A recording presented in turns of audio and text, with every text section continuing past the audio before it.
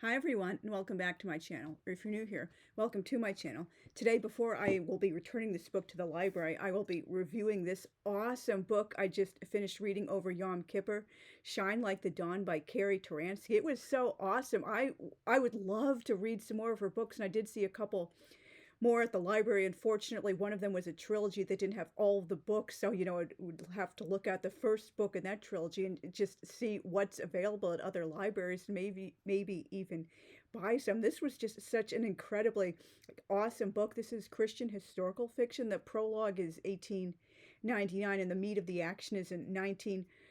It's just such a wonderful, story with relevant messages for people of all faiths or no faith. I mean, of course, not being Christian myself, the specifically, Christian themes and such, don't really do anything for me, but the wider message beyond that about, forgiveness and atonement and not just saying, oh, I'm sorry I did crappy things in the past, please forgive me, or I'm forgiving you in absentia, when you're not changing for the better, but actually striving and showing proof you really are doing things differently moving forward. And as well as a wonderful message about hanging on to past hurts unnecessarily, of course, trauma doesn't really have an expiration date, grief doesn't have an expiration date, but sometimes you just kind of hang on. I know I'm getting ahead of myself, but sometimes you just for whatever reason you just unhealthily hang on to the past instead of making as much peace as you can and healing and moving forward to just a much better future, that which is very similar to the message this book has about forgiveness and atonement and just making really good changes. And so because some jackwagon yet again put a sticker covering up part of the blurb on the back, I had to pull it up on Amazon what was covered. Can faith and love reunite childhood friends separated by an inconceivable tragedy and light the way to a bright future? In a quiet corner of northern Edwardian England, Margaret Lounsbury, sorry if I'm mispronouncing that name, diligently works in her grandmother's millinery shop, making hats and caring for her young sister. Several years earlier, a terrible event shattered their idyllic family life and their future prospects. Maggie is resilient and will do what she must to protect her sister Violet.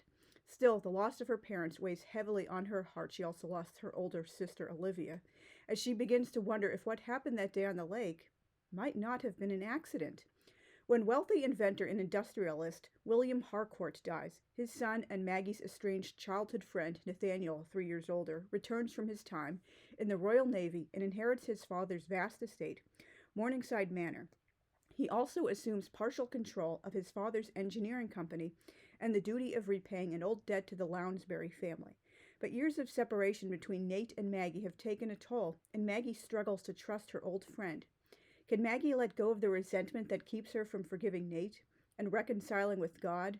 Will the search for the truth about her parents' death draw the two friends closer or leave them both with a broken heart? And so the book starts on the 22nd of August, 1899. This is older sister Olivia's 19th birthday, and the dad has decided to take them all out on the lake of the estate he works on as a landscape architect, have a nice picnic in a fairy tale looking forest on the other side of the lake. But while they're rowing out not too soon after, Maggie notices there's water sloshing in the bottom of the boat, and there's some kind of hole in it, and what's going on? This is supposedly a fairly new boat, only a few months old, and it was just used by other people. That's going to be a clue later on. Earlier that morning, what's going on? And being the time late Victorian era, the mother and Olivia, they don't know how to swim at all. They didn't want to know how to swim, so only the father and Maggie know how to swim. It's kind of unusual for a girl in that era to know to swim. And the younger sister Violet, about 2 years old, the father hands Violet over to Maggie when she gets out of the boat, and she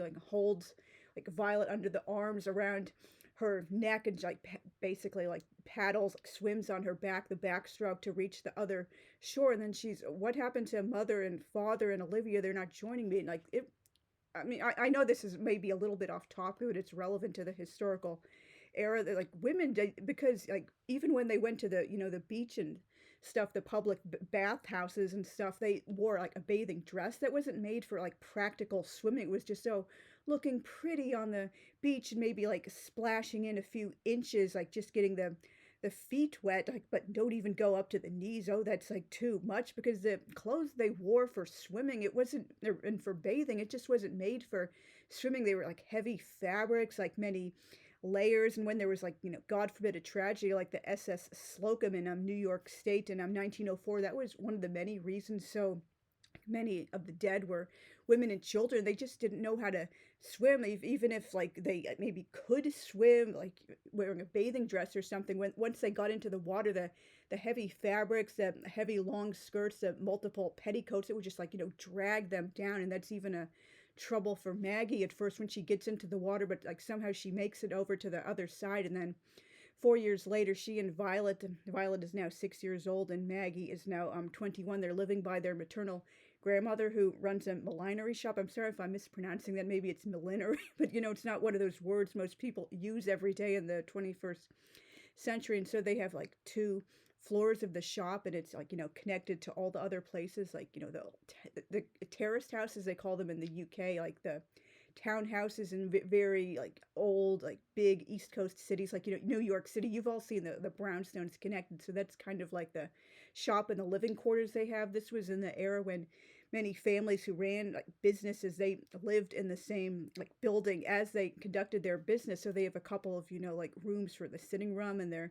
bedrooms, and they make hats. And Maggie feels like, she was never, like, high society, but since her parents died and she's become dependent on her grandma, they were living with relatives in Scotland for a while too, but then ultimately went to the grandmother's house and business. She just feels like, I'm not really, like, making a match. Like, all these other girls my age are getting married, they're going to debutante balls, they're, like, moving in a higher level of society, and they're never letting me forget I jumped right down to being the proletarian world. And so, like, she's just, like, really, really heavily weighing on her. And, like, things start to change when Violet is going out to get some, like, sweet buns across the street. Oh, we haven't had them in forever, but it's it's only been about a week. But in a 6-year-old's mind, that's, like, such a long time. And so Maggie says, okay, Violet, you can go, like, take a couple of, like, pounds or shillings and just go across the street to get them. And there's a scream and a car horn. This is when motor cars are starting to come into the scene. Violet's been, like, run over by a car and breaks her legs, and, like, who should happen upon the scene, like, right around the accident than Maggie's old friend Nathaniel. And she immediately, like, starts treating him with, like, coldness and disdain. Like, thank you for helping me go to hospital with Violet and getting her home and, like, helping out and such, but, like, we're not really friends anymore, dude. And Nate just can't, like, understand, like, what happened in all that time. And, like, she's been harboring all this bitterness for the past 4 years, because, like, why didn't you come to the funeral? Why didn't you, like, ever try to, like, get in touch with me or contact me? Why did you let us be sent to, like, Scotland? Why did you never intervene on our behalf? You just let your dad and your wicked stepmother just, like, basically, like, kick us off of the estate to fend for ourselves. Like, this is all your fault, dude. Like, we've been hurting so much, and you've been, like, living the life of Riley off, like, fluttering around, and Nate is trying to get to the bottom. Like, why does she feel this way to me? Like, it wasn't my fault. And this is one of those like, what do you call it, like, alternating POVs. And there's also a third POV character, but she doesn't get as much time as Maggie and Nate. Lily, she works as a maid on Nate's family's estate, and she's very good friends with Maggie, particularly because they share their families have, like, shops next to one another. Her family makes boots and shoes, and Lily's brother Joseph has a really big crush on Maggie, but she's, like, trying to make him see through the entire book. Look, dude, I love you as a friend, a very good friend. You've, like, helped me a lot, but I just don't, like, feel that the same way about you, and trying to be polite about it. And she feels like I shouldn't be doing this, particularly because I feel so personally betrayed by him. And I've always suspected, did his dad and his stepmother, or, like, at least one of the two, have a role in my, like, family's, like, tragedy? And so Maggie is, like, fighting, like, she's growing attracted to Nate, not just, like, becoming, okay, maybe our friendship is going to become a little bit stronger now, I'm reconsidering that. But oh no, romance is totally off the table. We're in different worlds now, and I'm still thinking his dad did something bad. And Lily's story, the maid, ties in with one of my pet causes, the the guys who work at Clifton Enterprises, which is one of the big things that makes Morningside Manor. It's big money bags. They're getting, exploited and just like abused, and like, way too long hours, like horrible accidents happening at work. They're like agitated. Give us a union, dude, or we're going to strike. And there is eventually a strike because they want better pay. And Nate's a good guy he is. He's starting to like side with him. This isn't right, guys, at the board. I mean, I know I'm brand new and I don't have much experience at all running a huge company, but you shouldn't like exploit the workers. You should pay them a fair, honest living wage, give them like a normal like work day, give them some good like benefits. Just don't treat them like, oh, out of sight, out of mind. They're like poor and working class proletarians. Like, who cares about them? They're just like working in a factory because they're inherently inferior to the bourgeoisie, the upper middle class, and the rich people. So I love that, the clash between the haves and the have-nots. It's after my own political heart. I'm an old school lefty, as I always say, not the TikTok virtue signaling champagne socialist kind, but politics over. And so there's I really love the exploration of the reawakening of Nate and Maggie's friendship, and she's also solving a mystery through the book. Like, she has never really liked Nate's stepmother, Helen, and after his father's death, Nate promises him while he's on his deathbed, I'll take care of Helen and my younger half sister Clara, who's 17 years old, even though he really doesn't like Helen. And then there's a fire at the hat shop and the boot store next door, and Nate takes the Lounsberries into Morningside, and Helen is not happy about that at all. At first she's trying to make them dine with the servants at their table, and she's so annoyed when Nate says, I didn't give any orders for this. I'm the master of the house now, woman. They're eating by our table. And Helen tries to move them to an old caretaker's cottage off of a side road on the property, and Nate says, no, they're staying in the room I gave for them. They have full access of Morningside Manor. And before the fire, Maggie read in her father's journal from 1899 one of the few things, along with her mother's Bible, that was given to them after the accident. Pretty much everything else was auctioned off to pay debts and stuff. She was reading. He really was onto something, or at least what he believed was happening. He was seeing Helen meeting and talking secretly with a man when he's around the property. And she says, no, dude, you can't assume this. I'm not a what. And he says, I'm giving you 3 days a week to talk to your husband and tell him the truth, or if you don't, I will. And so this gets Maggie's mind, the wheels in her mind rolling. I think maybe Helen was the one who had something to do with it. And then eventually she starts thinking, oh, maybe Nate's dad had a role in it as well. She just doesn't want to trust anyone or anything. And along the way she starts discovering oh, Nate didn't deliberately freeze me out in my darkest hour. He didn't know about my parents and older sister's death. Helen and apparently and his father didn't tell him anything. They just sent him away too on his own thing, and and he would have gone to the funeral and helped us financially, but he just didn't know. And so she really thinks Helen is the really biggest guilty party in all of this. And then there's also a side plot with Clara having a romance with Owen, one of the younger junior gamekeepers who's hoping to become a veterinarian. And just so many clues. She snoops through Helen's diary from 1899 with the help of Lily, and she has to hide all this from her grandma, and eventually it comes out. I don't want to spoil too much, but it's just it's a really great mystery. Who done it? When you do bad things in the past, or when you unfairly suspect people of doing things because they've given you a reason to think, okay, this person's behavior is really crappy, that must mean they did something. Or look at all these circumstantial clues, they seem to be adding up. But appearances sometimes can be deceiving, and even people who have done bad things, they can genuinely reform and atone and say I effed up in the past, but I'm really going to change. Now I'm so contrite about what I did. Let's do things differently going forward, and I will prove this over a long time, instead of just saying, oh, I'm sorry, just forgive me, and just letting go of the hurts and all of the other things like that. I just love, there were so many great, like, subplots that all the characters like felt so alive. Although there was this one thread that was never resolved. I mean, I don't think it was meant to be important, but when Nate's dad is on his deathbed, he says, there's a woman I've been making payments to in New York for a long time, Natalie Frederick, and we never find out like who exactly was this woman. Was she like a